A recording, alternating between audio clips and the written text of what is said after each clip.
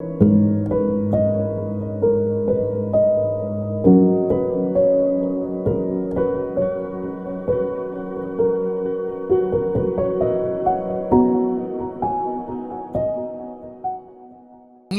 சுவிசேஷத்திலே 10வது அதிகாரத்திலே அந்த கடைசி வசனம் இவ்விதமாய் சொல்லுகிறது. ஒரு சம்பவம், ஒரு குடும்பத்தை குறித்து சொல்லப்படுகிற காரியம். தேவையானது ஒன்றே,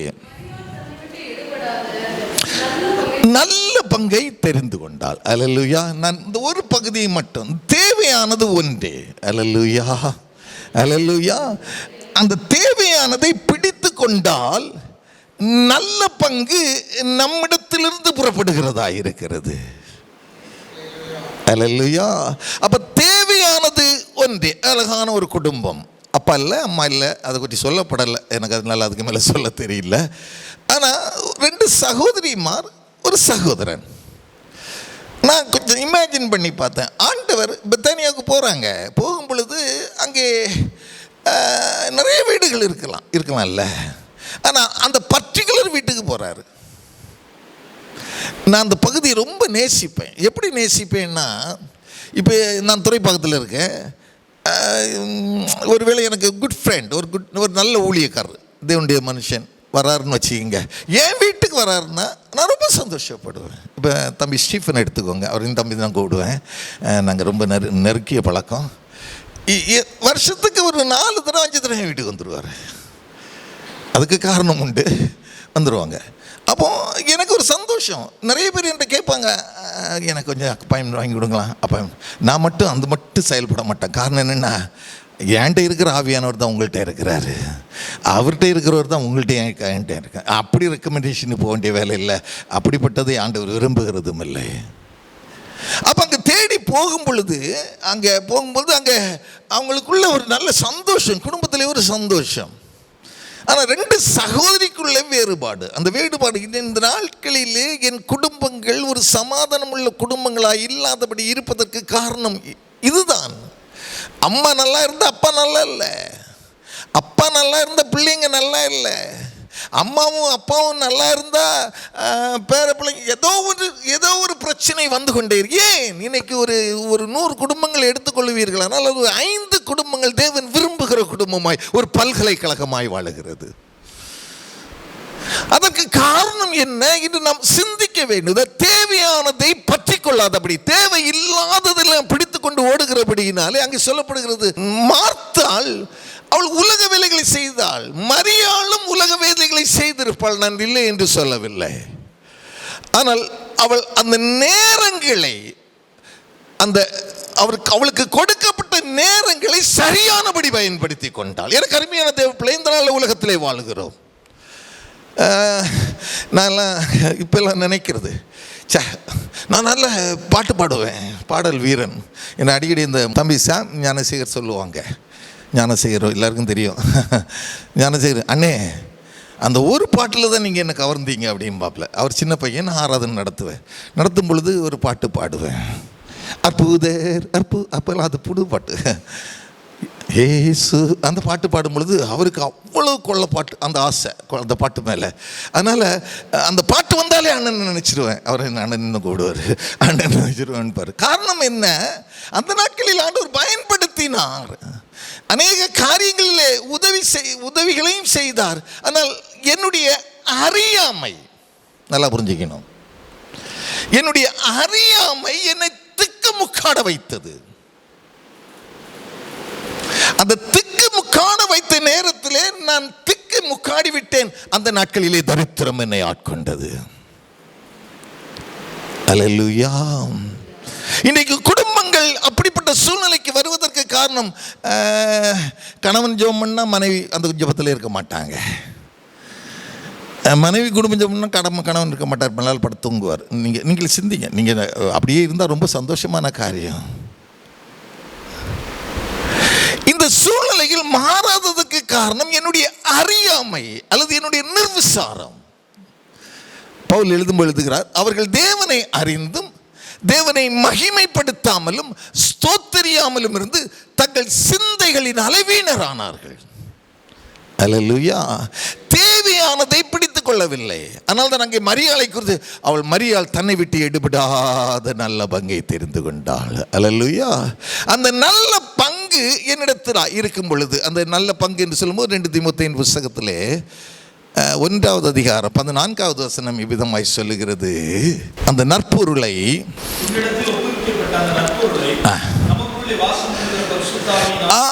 அந்த நற்பொருள் முந்தைய வசனத்தை வாசிங்க.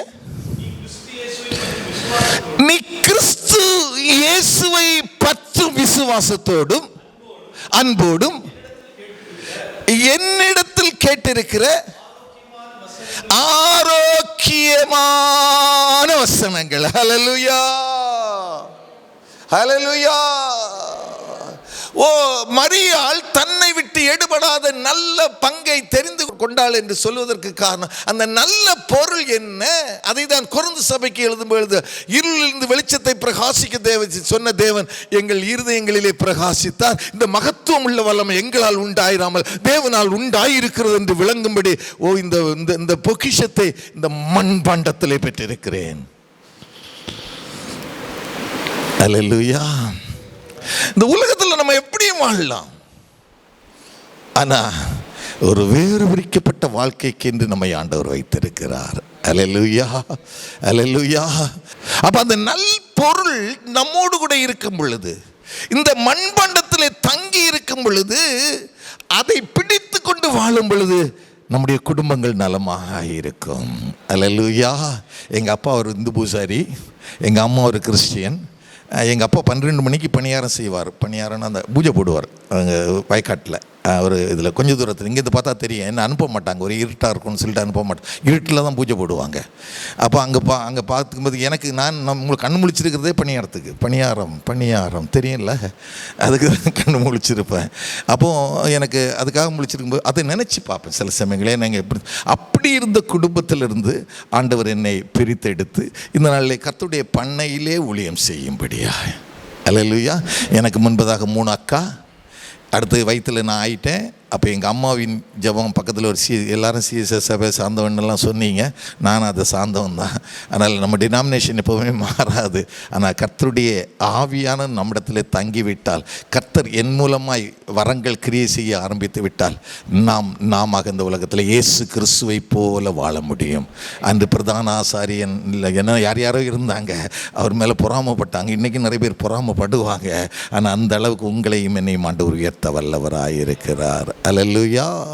அப்போ எங்கள் அம்மா சொல்லியிருக்காங்க, வயிற்றில் இப்படி கையை வச்சுட்டு, எனக்கு ஒரு பையனை தந்தீங்கன்னா, என்ன இதுக்கு முன்னால் பொட்ட பிள்ளைங்க, பையனை தந்தீங்கன்னா நான் ஊழியத்துக்கு, உங்கள் ஊழியத்துன்னு சொல்லி அங்கே உள்ள உபதேசியார் பேர் அருமை நாயகம், எங்கள் உபதேசியார் பேர் தான் எனக்கு வச்சுருக்கிறாங்க. ஆனால் எனக்கு அந்த அறிகுறி 35-40 வயசுலேயும் இல்லை. நல்லா பாட்டு பாடுவேன், குரலெல்லாம் இருப்பேன், அதெல்லாம் இருப்பேன். ஆனால் இன்னைக்கு கர்த்தருடைய ஊழியத்தை செய்யும்படியாக கர்த்தர் கிருபை பாராட்டி இருக்கிறார். ஆண்டவர் முன்குறித்த காரியங்கள். தான் ரோமர் 8 எந்த ஒரு மனிதனை முன்னறிந்தாரோ அவர் அவர்களை அழைத்திருக்கிறார். எவர்களை அழைத்தாரோ அவர் நீதிமானாக்கி இருக்கிறார். எவர்களை நீதிமானாக்கினாரோ அவர்களை இந்த நாட்களிலே மகிமைப்படுத்தி கொண்டிருக்கிறார். அல்லேலூயா. ஏனென்றால் அன்றியும் அவருடைய தீர்மானத்தின்படி அழைக்கப்பட்டவர்களாய் அவருடைய எது நடந்தாலும், அது இழப்பாக இருக்கலாம், மற்ற காரியம், அது நன்மைக்கு ஏதுவான காரியம். அல்லேலூயா. நாட்களிலே நமக்கு ஒருவேளை நம்முடைய ஊழியம் அல்லது நம்முடைய தனிப்பட்ட குடும்ப வாழ்க்கை ஒரு வளர்ச்சி இல்லாத நிலைமையில் இருக்கலாம். ஆனால் நான் சாட்சியாய் சொல்ல முடியும், ஒருவேளை இந்த நாட்களில் முதுமை வந்துவிட்டது, ஆனால் வைராக்கியமாக இருக்கும் பொழுது கர்த்தர் எந்த ஒரு குடும்பத்தையும் தாழ்த்துகிறவர் அல்ல, உயர்த்துகிற ஆண்டவர். அல்லேலூயா. அதற்கு மரியாள் ஒரு உதாரணம். இந்த மரியாளை நீங்கள் பார்ப்பீர்கள், அங்கே ஒரு வார்த்தை சொல்லப்படுகிறது, இயேசுவின் பாதத்தருகே உட்கார்ந்து, இயேசுவின் பாதப்படியிலே உட்கார்ந்து கேட்கிறா. இதுல பிரச்சனை ஒன்றும் இல்லை, அவ கேட்டுட்டு தான் இருந்துக்கட்டும், மார்த்தாள் போய் வேலை செய்யட்டும். ஆனால் என்ன இடையில அவ சிக்கலை உருவாக்குறா பாருங்க. இனி அநேக குடும்பங்கள் இப்படி சிக்கலை உருவாக்குறதுனால தான் ஆசீர்வாதத்தை இழந்து போறாங்க. அவ கேட்கிறா, ஆண்டவரே உங்களுக்கு கவலை இல்லையா? என்னைய நான் இப்படி காய்கறியை வெட்டிக்கிட்டு இதெல்லாம் பண்ணிட்டு இருக்கிறேன், உங்களுக்கு கவலை இல்லையா? இந்த நாட்களிலே ஆசீர்வாதத்தை இழந்து போவதற்கு காரணம் நாம் பிறரை குற்றப்படுத்துகிறவர்கள், பிற ஊழியர்களை குற்றப்படுத்துகிறவர்களாக இருக்கிறோம், பிற குடும்பங்களை அவமானமாக நினைக்கிறவர்களாக இன்று அநேகர் இருக்கிறார்கள். நான் எப்போவுமே என்கிட்ட வந்து சொல்லுவாங்க, எங்கள் வீட்டை அடிக்கடி சொல்லுவாங்க, எப்பா இவ எப்படி பண்ணிட்டாங்க, இவங்க எப்படி பண்ணிட்டாங்க. நான் உடனே சொல்கிறது, நம்ம சபைக்கு எப்படிப்பட்டவங்களும் வரட்டும், சத்தியத்தை சத்தியமாக சொல்லுவோம்.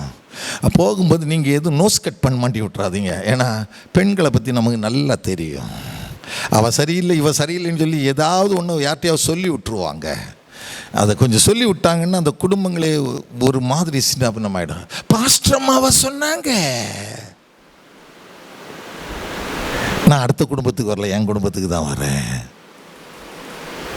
அப்போ இந்த நாளிலே எனக்கு அன்பான தேவ பிள்ளை, பற்பல வேலைகளை செய்வதில் ஒரு வருத்தம் இருந்துச்சு, வரவில்லை. ஆண்டவர்கிட்ட வந்து இந்த கேள்வியை கேட்கிறா. இன்று அநேக குடும்பங்களிலே தாழ்வு மனப்பான்மை இருக்கிறபடியினாலே ஒரு குடும்பம் ஆசீர்வதிக்கப்பட முடியவில்லை. அல்லேலூயா. ஆனால் மரியாள் செய்த காரியம் பாருங்க, இயேசுவின் பாதத்தருகே உட்கார்ந்து அவருடைய வசனத்தை கேட்டுக்கொண்டே இருந்தாள்.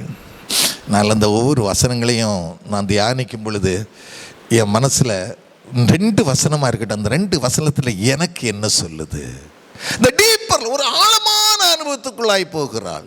அந்த ஆழமான அனுபவத்தை நீங்கள், அந்த ஆழமான அனுபவம் இருக்கும் பொழுது பவுல் கொரிந்து சபைக்கு எழுதுகிறார் பாருங்கள். 1 கொரிந்தியர் 2வது அதிகாரம் 10வது வசனம். 2வது அதிகாரம் 1 கொரிந்தியர்.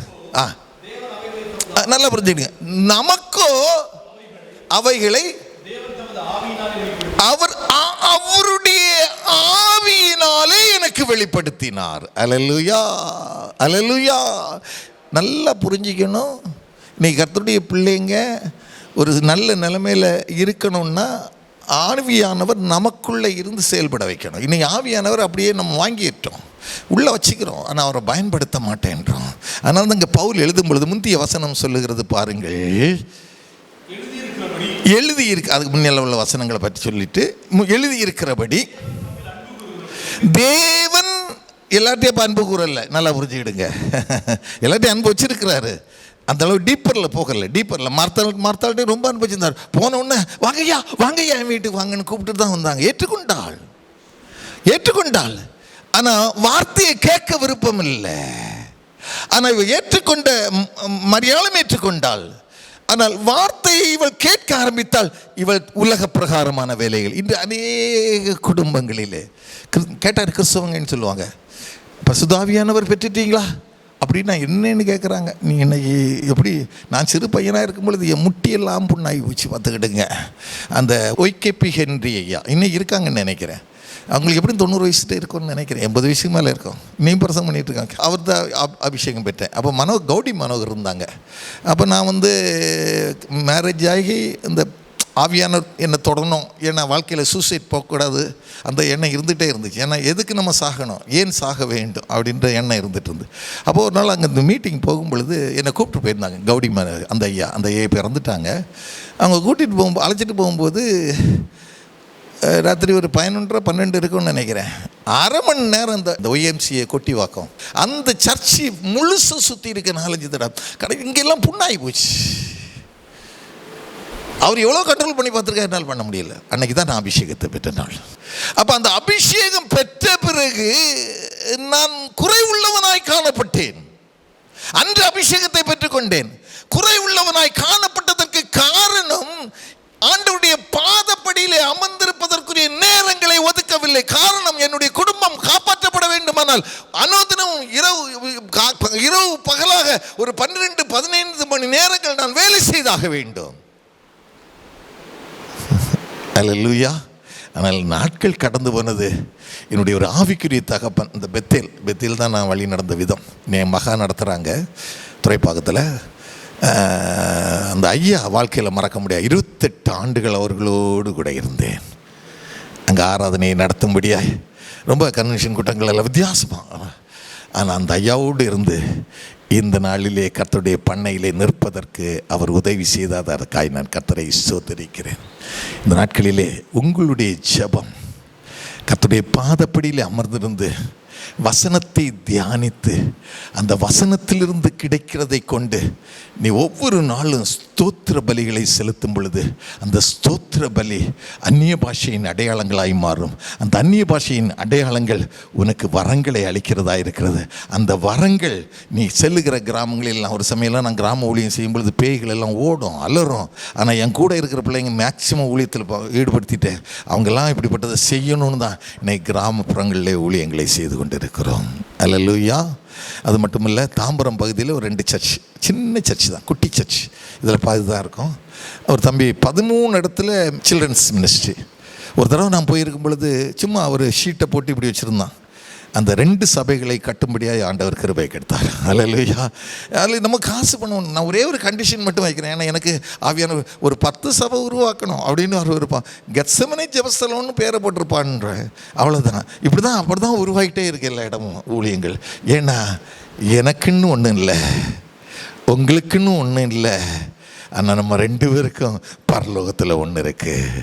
அந்த பரலோகத்தில் இருக்கிற ரகசியத்தை நாம் அறிந்து கொள்வதற்கு இந்த பூலோகத்திலே குறிப்பிட்ட நாட்களை ஆண்டவர் நமக்கு தந்திருக்கிறார். அல்லேலூயா. அந்த குறிப்பிட்ட நாட்கள் கர்த்தருக்கு பிரியமாய் நாம் வாழும் பொழுது ஆண்டவர் நம்மை ஒருபோதும் வெட்கப்படுத்துவதில்லை. இங்கே பார்க்கும் பொழுது அவள் ஏற்றுக்கொண்டால், வசனத்தை கேட்டால். 3வது பார்க்கும் பொழுது யோவான் எழுதின சுவிசேஷத்திலே 12வது அதிகாரம் 3வது வசனம் இவ்விதமாய் சொல்லுகிறது.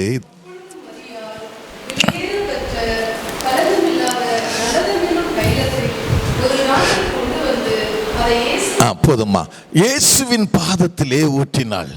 அவள் ஏற்றுக்கொண்டது மட்டுமல்ல, கர்த்தருடைய வார்த்தையை கேட்டது மட்டுமல்ல, கிரியை செய்ய ஆரம்பித்தாள். அல்லேலூயா. தனக்குரியதை ஆண்டவருக்காய் கொடுத்தாள். இன்னைக்கு நான் எங்களுடைய சபையில் காணிக்கை குறித்து பேசுகிறது இல்லை. ஏன் பேசுகிறது இல்லைன்னா, காணிக்கையை பேச வேண்டிய வேலையே இல்லை. மற்ற வார்த்தைகளை பேசியாச்சுன்னா ஆட்டோமேட்டிக்காக ஜனங்கள் நம்மளை தேடி வருவாங்க.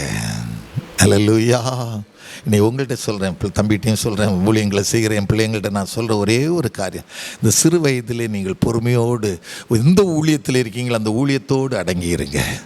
அந்த ஊழியத்தோடு அடங்கி இருக்கும் பொழுது ஏற்றத்தாழ்வுகள் இருக்கும். நான் இல்லைன்னு சொல்லவே மாட்டேன். ஏற்றத்தாழ்வுகள் இருக்கும். ஏற்ற காலங்கள் வரும் பொழுது அவர் உங்களை உயர்த்த வல்லவர். நான் என்னுடைய சபையில் 28 வருஷம் இருந்தேன். வெளியில் வரும்போது அந்த ஐயா தான் எனக்கு ஊழியங்களை ஆரம்பித்து கொடுத்து, அந்த அம்மாவை வாழ்க்கையில் மறக்கவே முடியாது. 2 பேரும் இறந்து போயிட்டாங்க, ஈடித்தம்மா. அவங்க எனக்கு சுவிசேஷ ஊழியனை முதல்ல சுவிசேஷகன் அந்த சபையில் என்னை அபிஷேகம் பண்ணி இப்படி தான் நான் வளர்ந்தேன். நீங்களும் அப்படிப்பட்ட காரியங்களுக்குள்ளாய் நீங்கள் ஆரம்பத்தில் வித்தியாசம் ஆகிடக்கூடாது. இன்றைக்கி அநேகர் முன்னாடியும் பின்னாடியும் பட்டத்தை போட்டுக்கிறாங்க. அப்படியெல்லாம் இல்லாதபடி கர்த்தருடைய பாதப்படியிலே அமர்ந்திருந்து நான் என்ன செய்ய வேண்டும் என்று சொல்லி நீங்கள் அமர்ந்திருந்து ஏற்ற காலம் வரும் பொழுது அவருடைய கரத்திற்குள்ளாய் நீங்கள் இருக்கிறீர்கள். உங்களை ஆண்டவர் உயர்த்த வல்லவர். அல்லேலூயா. அல்லேலூயா. பொன்மாரில் 2 ஊழியர்களை போட்டிருக்கிறேன். அந்த 2 ஊழியரில் ஒரு ஊழியர் ஃபுல்லாகவே சபை ஊழியம், ஒரு ஊழியர் ஃபுல்லாகவே அந்த சபையை ஃபுல்லாக பார்த்துக்க. இன்னொரு ஊழியர் அவரும் மெசேஜ் எல்லாமே நல்லா எடுப்பார். ஆனால் அந்த தோட்டத்தினுடைய வேலைகளை பார்ப்பாங்க பாருங்கள், அவ்வளோ ஒரு பூங்கா மாதிரி இப்போ 2 மாதத்தில் மாற்றிட்டாங்க. நான் கர்த்தரை ஸ்தோத்தரிக்கிறேன். அந்த நாட்களிலே நீங்கள் அடங்கி இருங்கள். ஏற்ற காலம் வரும் பொழுது அவர் உங்களை உயர்த்த வல்லவராயிருக்கிறார். அல்லேலூயா. இன்னும் ஜெபிக்கும் பொழுது இன்னும் ஒரே ஒரு காரியத்தை, என்ன ஜெபத்தை குறித்து நீங்கள் பவுல் எழுதுகிறார் பிலிப்பியரில் 4:6 நினைக்கிறேன். நீங்கள் ஒன்றுக்கும் கவலைப்படாமல், நல்லா புரிஞ்சுக்கிடுங்க, ஒன்றுக்கும் கவலைப்படாமல் யாராவது ஜெபிக்கிறோமா? ஜெபிச்சா எனக்கு ரொம்ப சந்தோஷம். சொல்ல முடியாது, ரொம்ப கஷ்டம். நீங்கள் ஒன்றுக்கும் கவலைப்படாமல் எல்லாவற்றையும் குறித்து ஸ்தோத்திரத்தோடு கூடிய, நீங்கள் ஸ்தோத்திரம் பலி, நான் எங்கள் பிள்ளைங்களுக்கு அதான் சொல்லி கொடுங்க. நீ காலைல எழும்பினாலும் சரி, உட்கார்ந்தாலும் சரி, படுத்தாலும் சரி, வண்டி ஓட்டினாலும் சரி, இல்லை ஆஃபீஸில் நீ வேலை பார்த்துட்டு இருந்தாலும் ஸ்தோத்திரத்தை மட்டும் குறைச்சிடாத. எந்த அளவுக்கு உனக்கு ஸ்தோத்திர பலி எழும்புகிறதோ உன்னுடைய தூக்கம் கலையும்.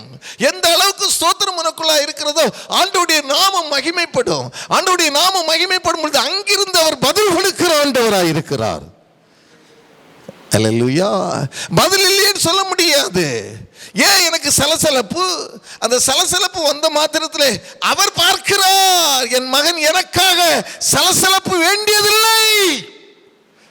Praise the Lord.